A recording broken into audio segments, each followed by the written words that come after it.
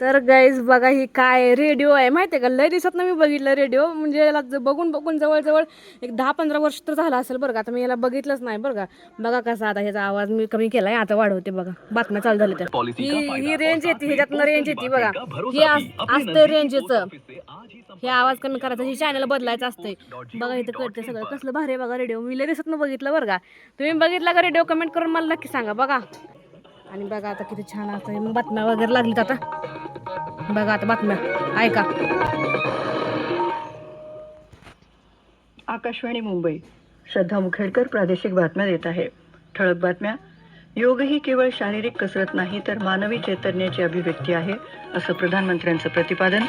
देशभरात योग दिन उत्साहात साजरा. विधिमंडळाच्या पावसाळी अधिवेशनाच्या पूर्वसंध्येला सरकारने बोलावलेल्या चहापानावर विरोधी पक्षांचा बहिष्कार. देशभरात नीट UG फेरपरीक्षा 2026 संपन्न. आणि FIH महिला हॉकी चषक